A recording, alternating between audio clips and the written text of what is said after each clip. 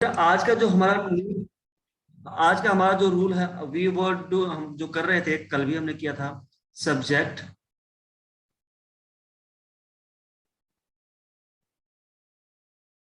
Verb, agreement. ये important part हो जाता है, इसीलिए इसमें ज्यादा टाइम दे रहे हैं बेटा, है ना। और इसमें थोड़े से रूल भी ज्यादा हैं, तो हर रूल को हम डिस्कस कर रहे हैं। हाँ, तो बेटा जो आज का पहला जो रूल होगा वो ये है कि अगर आपको बेटा देखो, समझने की कोशिश करना। अगर आपको कोई एडजेक्टिव सेंटेंस के शुरू में ही आपको अगर एडजेक्टिव मिल जाए, मान लो कि यहाँ पे द या कोई भी एडजेक्टिव हो, और ये बेटा जब आपका एडजेक्टिव ट्रीट करता है एज ए नाउन, जब ये आपका नाउन बन जाए, और वो भी नाउन कैसा, प्लूरल नाउन, ठीक है। जब भी ये एडजेक्टिव आपका प्लूरल नाउन की तरह ट्रीट करे, तो बेटा वहां पे आती है प्लूरल वर्ब। जैसे अभी सेंटेंस से समझेंगे। देखो, अगर हम बात करते हैं रिच, या सेंटेंस एक देखते हैं, द रिच। आप एक बात बताओ, द भी एडजेक्टिव है, रिच भी एडजेक्टिव है ना। लेकिन लेकिन यहां पे द रिच का मतलब क्या हो गया बेटा, यहां पे द रिच का मतलब हो गया पूरी, जितने भी गरीब लोग हैं सभी के लिए ये वर्ड आ गया। क्लियर है। तो ये एज ए नाउन ट्रीट हो रहा है। और जब ये एज ए नाउन प्लस में प्लूरल है, सभी के लिए प्लूरल है, तो बेटा इसके बाद जो हेल्पिंग वर्ब होगी, अगर हमें इज या आर में से फिल करना हो, तो द रिच आर लेजी। समझ में आया बेटा। सर द रिचर ना होगा। द क्या होगा, richer. The richer. Yes sir. नहीं, नहीं जब बेटा समझो। सभी धनिक आदमी पहले को पहले आप एक प्रेजेंट चीज करता है तो। पहले आप एक चीज समझो बेटा। अगर हम रिच की बात करें, है ना, या हम पुअर की बात करें, ठीक है, जो रिच है, सॉरी, रिच जो अमीर होते हैं, और जो पुअर जो गरीब होते हैं, अगर हम रिच की बात करते हैं, तो ये वैसे तो ये एडजेक्टिव, अगर हम इसके देखो, अगर हम लिख देते हैं रिच मैन, अगर हम रिच मैन कहते हैं, तो मतलब कि ये आदमी कैसा है, रिच है, एडजेक्टिव हो गया। अगर हम पुअर के बाद मैन लगा दें, तो ये आदमी कैसा है, पुअर है, एडजेक्टिव हो गया। लेकिन अगर हम मैन न लगा के हम क्या करते हैं, द पुअर या the rich,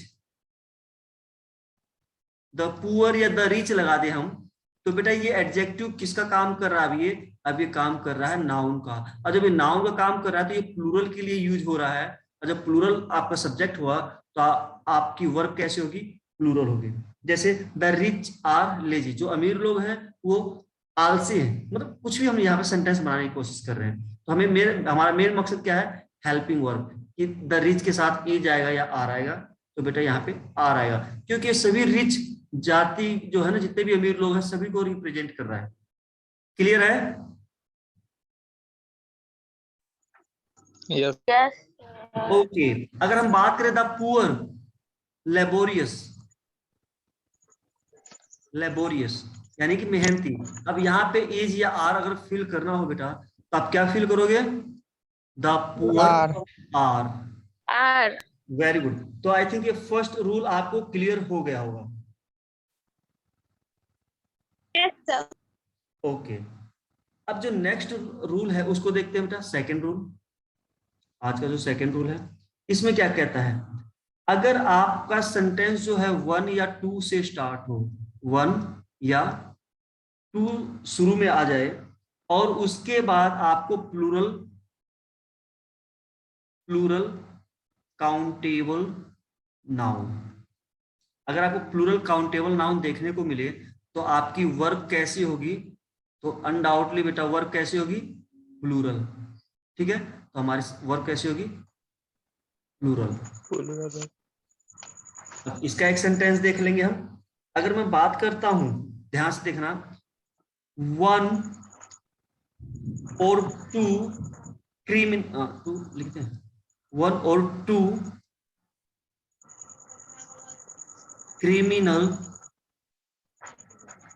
criminals blank sent to jail। तो अब यहां पे देखो किसकी बात हो रही है, एक या दो, है ना, एक या दो क्रिमिनल। तो यहाँ पे बेटा प्लूरल देखो, काउंटेबल नाउन आई, तो क्रिमिनल्स प्लूरल है, तो बेटा आपकी वर्ब भी क्या होगी, वर्ब। तो यहाँ पर अगर हमें वाज या वर्ब में से फिल करना हो तो हम यहाँ पे क्या फिल करेंगे, वेयर। वेयर। वेरी गुड बेटा। तो इस हिसाब से हमें ये फिल कर देना है। क्लियर है ये? Yes sir. ओके। अब नेक्स्ट देखते हैं थर्ड रूल। थर्ड रूल क्या कहता है कि द मेच्योरिटी, अगर सेंटेंस आपका स्टार्ट हो द मेजॉरिटी या अ मेजॉरिटी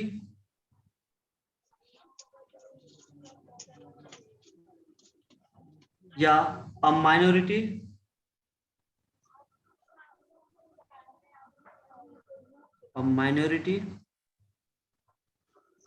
और इन सभी के बाद अगर आपको बेटा देखने को मिले ऑफ, ठीक है, अगर इन सभी के बाद आपको देखने को मिले ऑफ और उसके बाद आपका हो प्लूरल काउंटेबल नाउन, ठीक है, ध्यान देना, प्लूरल काउंटेबल नाउन हो इन सभी के बाद, तो बेटा इससे कुछ फर्क नहीं पड़ता मेजॉरिटी माइनॉरिटी, ये जो है ना, आपको ये देखना है कि आपका सब्जेक्ट कैसा है, प्लूरल, तो आपकी वर्ब कैसी हो जाएगी, प्लूरल, वर्ब हमारी कैसी होगी, प्लूरल। क्लियर है? चलो एग्जांपल देख लो। अब मैं यहाँ पे लिख, जैसे एग्जांपल देखो, द मेजॉरिटी ऑफ पीपल, देखो आ रहा नहीं, मैं यहाँ पे लिखता हूँ द मेजॉरिटी ऑफ पीपल। अब देखो पीपल बेटा प्लूरल है ना, okay, the majority of people blank traitors. अब देखो यहाँ पे हम अगर फिल करना हो एच या आर, तो पहली चीज ये देखो बेटा कि the majority of people traitors. अब ये ट्रेटर्स में ऑलरेडी क्या लगा हुआ है, एस लगा हुआ है ना। एक तो कुछ सेंटेंस तो आपको इससे पता चल जाएगा कि ट्रेटर्स मतलब कि एक आदमी की बात हो नहीं रही है, अधिकतर लोगों की बात हो रही है। और जब अधिकतर लोगों की बात होती है बेटा, तो वहां पे क्या होगा, आर। जब ज्यादा लोगों की बात होगी तो वहां पे क्या होगा, आर। क्लियर है? Yes sir. ओके। अब एक चीज ध्यान देना, नेक्स्ट जो फोर्थ रूल है, फोर्थ रूल इसमें क्या है कि इसमें ये कहता है कि अगर आपको नाउन सेंटेंस में मिले, शुरू में नाउन मिले और उसके बाद आपको कोई प्रीपोजिशन देखने को मिले, ध्यान देना ये इस टाइप के सेंटेंस आएंगे, प्रीपोजिशन। अगर आपको प्रीपोजिशन देखने को मिले और उसके बाद जो नाउन यहाँ पे है वही नाउन आपको सेम नाउन यहाँ पे देखने को मिले, सेम नाउन, अगर सेम नाउन यहाँ पे देखने को मिले तो बेटा आपकी वर्ब कैसी होगी, सिंगुलर होगी।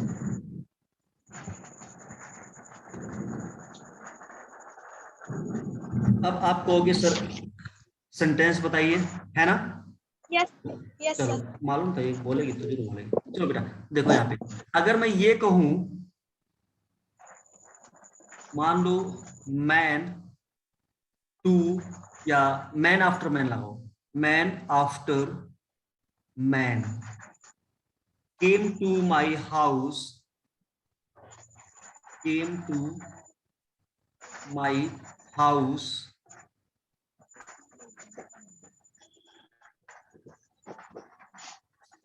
केम, लेकिन हमें तो वर्ब देखना है बेटा, तो यहाँ पे थोड़ा सा इरेज करते हैं, man after man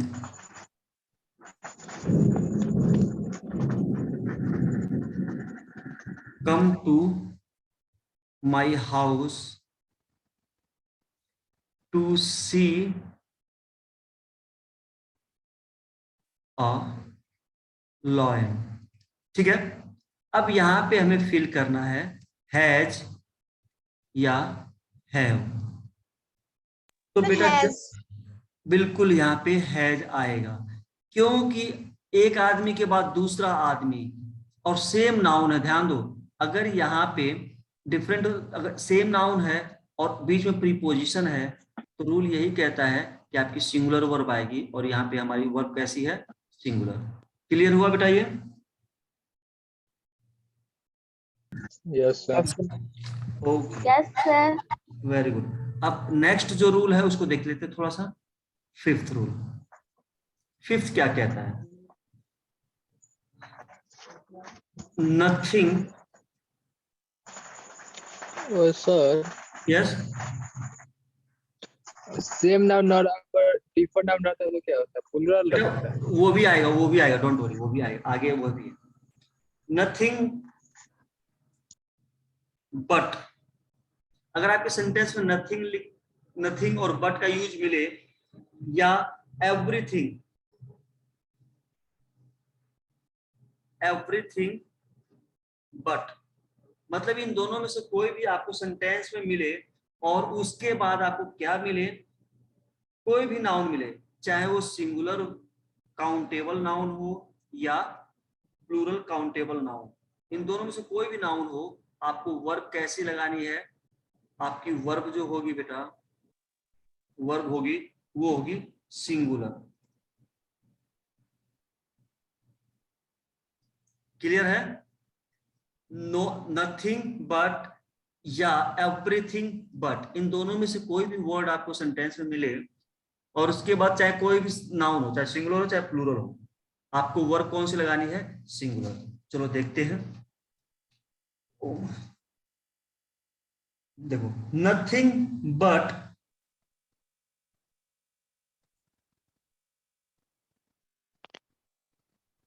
nothing but tree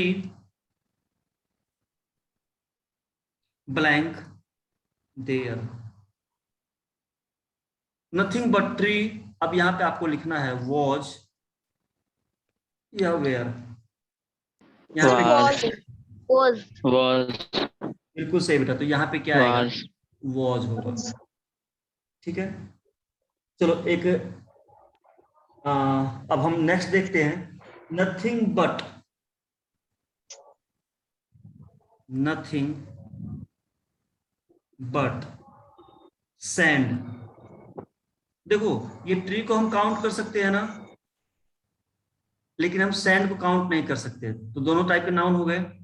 nothing but sand blank, अगर यहाँ पे हम देयर लिख दें और हमें यही फिल करना हो वॉज या वेयर में से, तो क्या फिल करेंगे बताओ तो? Was. डेफिनेटली बेटा यहाँ पे वो हो जाएगा। Was. यस, क्लियर हुआ ये rule? Yes, sir. Yes, sir. Fine. Everything but. अब सेम है बेटा, आपको बस एक भी रूल समझ में आ गया ना, तो उसके बाद कुछ बचता ही नहीं है। और रही बात इसकी और प्रैक्टिस की, तो आपको एक वो वर्कशीट मिलेगी, उसको आपको सोल्व करना है। देखो, नेक्स्ट जो है वो क्या कहता है? वन ऑफ, अगर सेंटेंस वन ऑफ से स्टार्ट हो, देखो रूल तो मैं डिस्कस कर रहा हूं आपके साथ, लेकिन जो आपकी रियल प्रैक्टिस होगी ना बेटा, वो आपकी वर्कशीट के थ्रू होगी, तो उसके लिए आप ध्यान रखना, वो आपको प्रैक्टिस करनी है।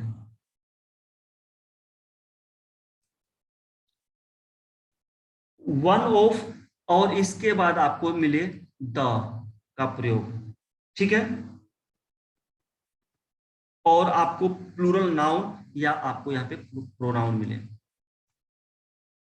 प्लूरल नाउन हो या प्रोनाउन, कुछ भी हो, आपको वर्ब कैसी लगानी है? आपको वर्ब लगानी है सिंगुलर। चलो अब इसका एक देख लेते हैं। अगर मैं बात करता हूं one of the, one of, अब इसके बाद द आना चाहिए था, वन ऑफ द। अब प्लूरल नाउन हो या प्रोनाउन हो, तो बेटा यहाँ पे हम टीचर भी लिख सकते हैं, प्लेयर भी लिख सकते हैं। वन ऑफ द टीचर, देखो प्लूरल हो गया, ब्लैंक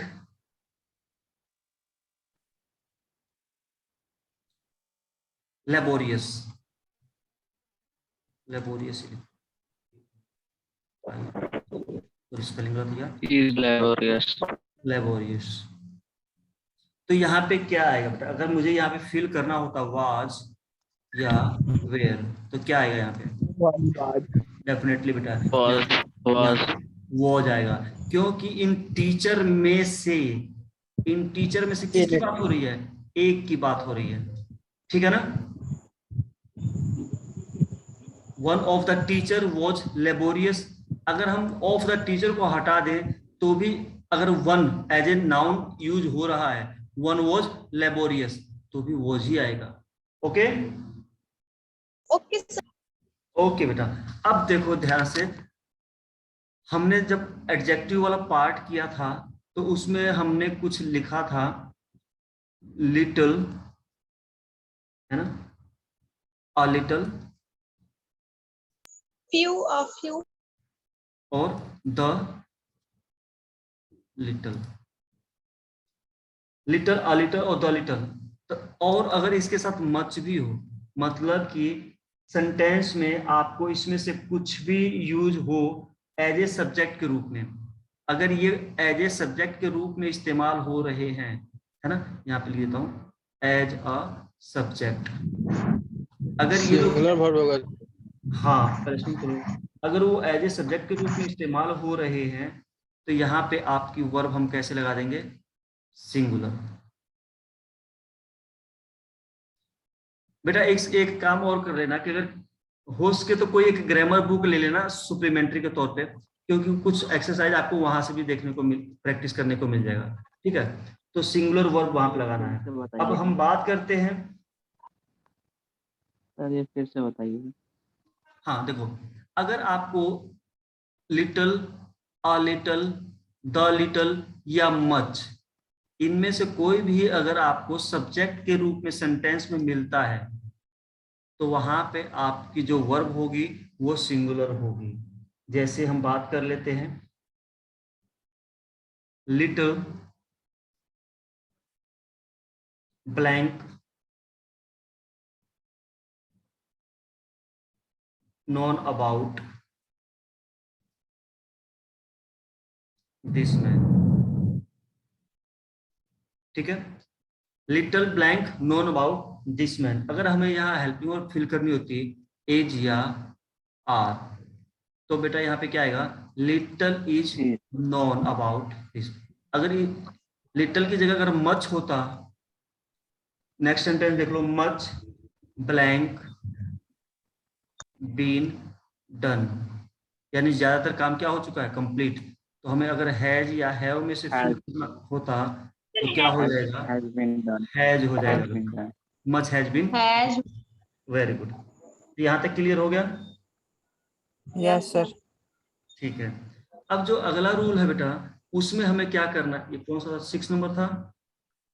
6 7 हाँ, ये अब ये 8 हो जाएगा। नेक्स्ट जो है, अगर देखो आपने एक वर्ड देखा होगा देयर, देयर को बेटा हम एज ए सब्जेक्ट यूज करते हैं, है ना, इंट्रोडक्टरी सब्जेक्ट के रूप में हम इस्तेमाल करते हैं।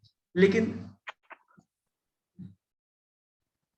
हाँ, देयर को हम एज ए सब्जेक्ट यूज करते हैं, एज एन इंट्रोडक्टरी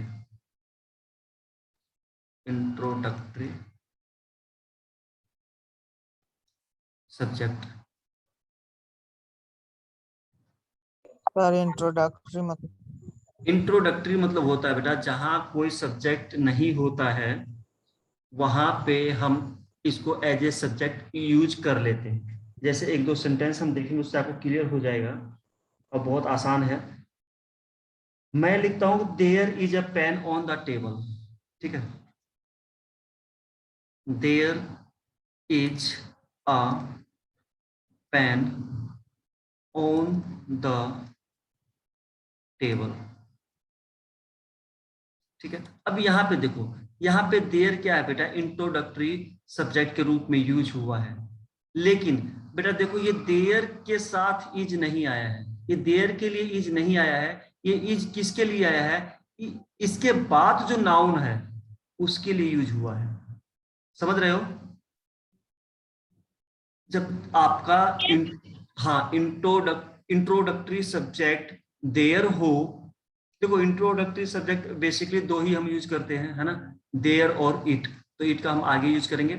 जब देयर हमारा सब्जेक्ट हो तो बेटा जब हम हेल्पिंग वर्ब लगाते हैं तो देयर के हिसाब से नहीं लगता, उसके बाद जो नाउन होती है उसके हिसाब से लगता है। तब देखो पेन सिंगुलर है इसीलिए यहाँ पे इज आया है। क्लियर है? अगर यहाँ पे पेन की जगह मैं लिख देता there blank pen on the table, अगर मैं ये लिख देता तो बेटा यहाँ पे क्या आ जाता, इज या आर में से अगर फिल करना होता तो बेटा यहाँ पे आर आता, क्योंकि देयर तो बेटा वही है लेकिन यहाँ पे नाउन हमारा क्या है, प्लूरल। तो नाउन के हिसाब से हमें इट लगाना, सॉरी हेल्पिंग वर्ब लगाना पड़ता है या मेन वर्ब लगानी पड़ती है। क्लियर है? Yes sir. ठीक है। Yes, sir. चलो अब आगे देखते हैं।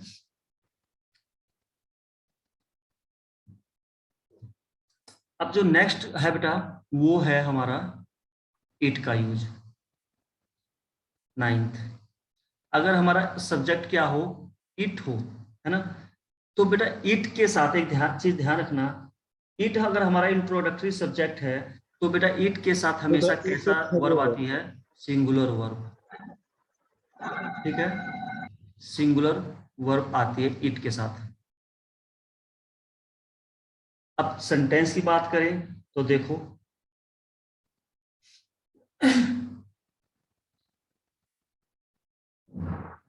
इट ब्लैंक आई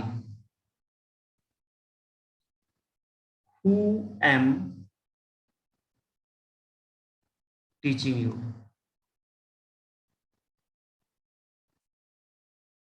ठीक है, अब यहां पे आपको फिल करना है as M R.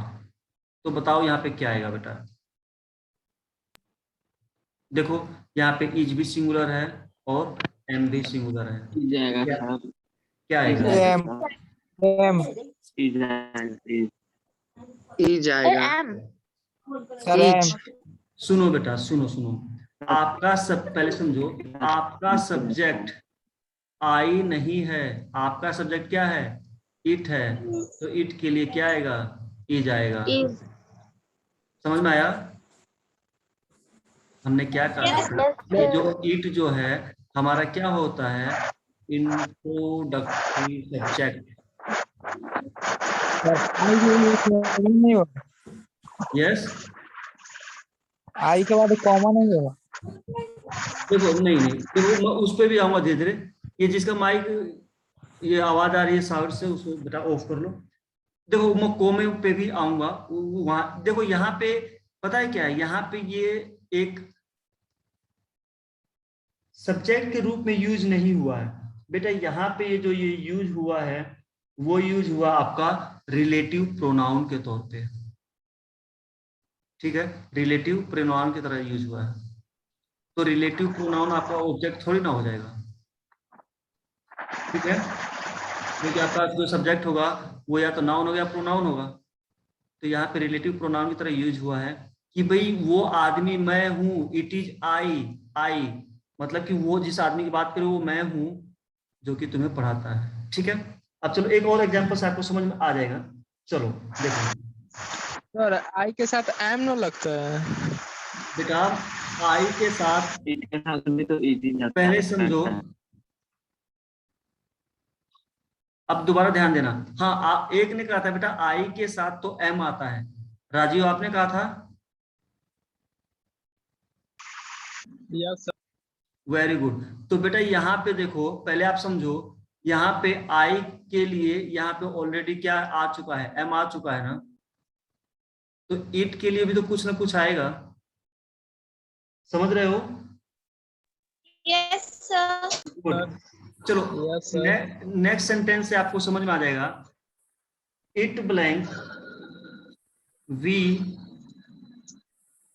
Who are, देखो यहाँ पे जो हु था, ये जहां भी आपको हु देखने को मिलेगा ये आपका क्या हो जाएगा, प्रोनाउन, रिलेटिव प्रोनाउन। हाँ, who are helping you, helping you. अब यहाँ पे बताओ बेटा, इज आएगा, एम आएगा या आर आएगा? is आएगा। तो बिल्कुल बिल्कुल जाएगा। सही। हाँ, आप मेरी एक बात समझो कि यहाँ पे इज आएगा क्योंकि इट के साथ हमेशा इज का प्रयोग होता है। और रही बात वी के लिए, तो बेटा वी के लिए ऑलरेडी ये आया हुआ है आर, और हु क्या आपका रिलेटिव प्रोनाउन हो गया। ठीक है, अब एक पल के लिए हम ये मान लेते कि इट की जगह, समझो एक पल के लिए हम ये मान लेते इट की जगह अगर हम यहाँ देयर मान लेते हैं, है ना, तो फिर देयर के लिए क्या आता है यहाँ पे, फिर हम देयर के हिसाब से हेल्पिंग वर्ब नहीं लगाते, फिर हम नेक्स्ट जो नाउन होता उसके हिसाब से हेल्पिंग वर्ब लगाते हैं, है ना। यही डिस्कस किया था हमने ऊपर। Yes sir. ठीक है, तो यहाँ तक किसी को कोई डाउट है बेटा? सब क्लियर है? Yes, sir. Rajiv? Yes sir. कोई डाउट नहीं है सर। हाँ, प्रवीण कौन सा सेंटेंस गलत लग रहा है बेटा? सर जो लिख रहा है इट इज वी, ये नहीं नहीं नहीं, गलत नहीं है बेटा, ये गलत नहीं है, समझो। देखो, नो सर वो बोल रहे हैं। आपको लग रहा है ना गलत, लेकिन ये है नहीं, समझो इस चीज को। इट इज वी, अब देखो यहाँ पे इट इज वी, अब इट के साथ हमेशा इज आता है, ये रूल मान लो आप। अब देखो अगर हम इट को एक बार हटा दें, ठीक है, इट को एक बार हम हटा दें, तो अब ये देखो we who are helping you, हम जो तुम्हारी मदद कर रहे हैं, ठीक है, यहां तक तो समझ में आता है। लेकिन अगर हम बात करें इट इज, तो मतलब कि ये हम लोग हैं, इट इज वी, ये हम लोग हैं, समझ रहे हो ना बेटा, ये हम लोग हैं, इट इज वी, ये हम लोग हैं जो तुम्हारी हेल्प कर रहे हैं। ओके, या ऊपर वाले में देखो इट इज आई, समझो इट इज सर आई। आई जो है इसके बाद कॉमा नहीं आएगा? नहीं बेटा, यहाँ पे कोमा नहीं आएगा। जो आप कोमा की बात कर रहे हो, तो चलो एक कोमा वाला, नेक्स्ट कोमा वाला एक पहले डिस्कस कर लेते हैं। ये 9 नंबर था, चलो 10 नंबर देख लेते हैं। आप कंफ्यूज हो जा रहे हो बेटा, देखो यहाँ पे एक, चलो मैं एक सेंटेंस लिखता हूं। मैं लिख रहा हूं रानी द फ्रेंड ऑफ सुहानी, ठीक है, ब्लैंक पुअर। अब यहाँ पे आपको लिखना है वाज या वेयर। अब बताओ क्या आएगा इसमें से? Was. पहले की बात तो हम किसकी बात कर रहे हैं? रानी की। हम रानी की बात कर रहे हैं या सुहानी की बात कर रहे हैं? सर रानी की। Very good. तो रानी, हाँ बेटा बिल्कुल सही है। अगर हम रानी की बात कर रहे हैं बेटा, तो सब्जेक्ट हमारा, वर्ब हमारे किसके हिसाब से आएगी? रानी के हिसाब से आएगी। और यहाँ पे हमारा क्या हो जाएगा? Was.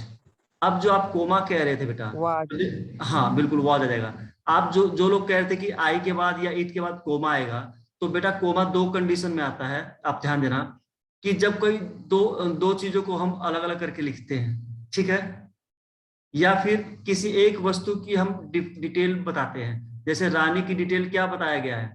The friend of Suhani.